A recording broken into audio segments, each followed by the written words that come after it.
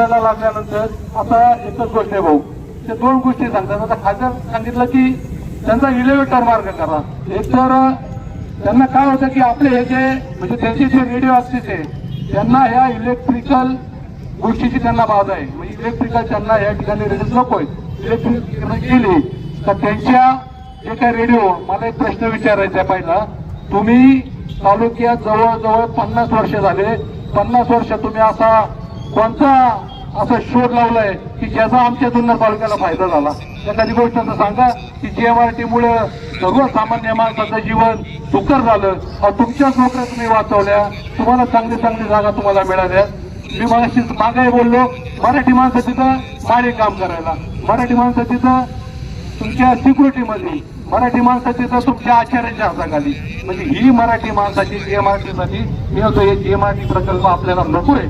आणि याच्या पुढचा मी एक विषय तुम्हाला सांगतो की 2च मिनिटं सांगतो की जो सर्वे या ठिकाणी केला. आता नाना काय म्हणणार माहितीये का की इलेव्हेटर मार्ग आम्हाला परवडत नाही, अंडरग्राऊंड रेल्वे भाऊ आपल्याला परवडत नाही. मी काल आपल्याशी बोलताना चर्चा केली. माझ्या माहितीप्रमाणे एक आता रेल्वेने खूप शोध लावलेत, एक हायब्रिड इंजिन आलंय आता. आणि त्या हायब्रिड इंजिनमध्ये तुम्हाला 3 प्रकार आहे. एक ते डिझेलवर चालतं, एक तुमचं बॅटरीवर चालतं आणि एक लाईटवर चालतं.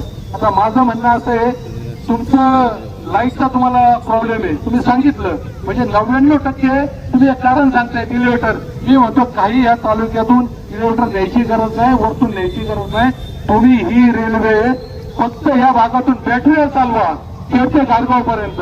हा अभ्यास आहे, मी हे माझ्या मनाचं सांगत नाही, मी वाचून हे सांगतोय की जर ही रेल्वे बॅटरीवर चालली, डिझेलवर चालली तर कुठलाही प्रॉब्लेम येणार नाही, कुठलाही अंडरग्राऊंड स्टेशन करायची गरज नाही, कुठलीही कारणं. आणि GMRTचा तर बाबूल अजिबात आमच्या पुढं उगाच करू नका, कारण इथून पुढची आंदोलन ही रेल्वेसाठी नाही होणार, इथून पुढची आंदोलन तुम्हाला काढण्यासाठीच होणार आहे.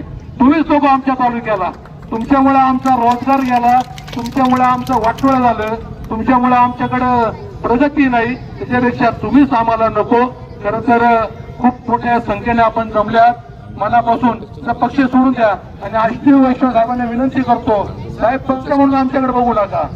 आम्ही ह्या भागातले नागरिक आहे, आम्हाला आमच्या भागाची प्रगती महत्वाची आहे, एवढाच विचार करा.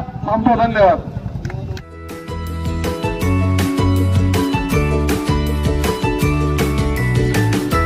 बातम्या शेतीच्या, बातम्या मातीच्या,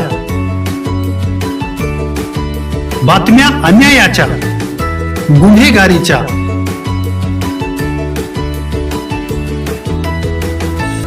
राजकारणाच्या आणि समाजकारणाच्या,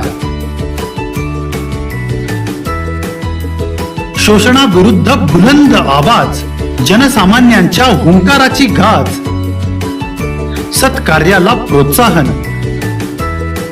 दुष्कृत्याला अनुशासन, निर्भीड, निस्पृह, सडेतोड, बेधडक आणि रोखटोक म्हणजेच विघ्नहर टाइम्स. शोध बातमीचा, ध्यास सत्याचा. आपलं चॅनल, आपली बातमी. सबस्क्राईब तर कराच, पण बेल आयकॉनवर क्लिक करायलाही विसरू नका.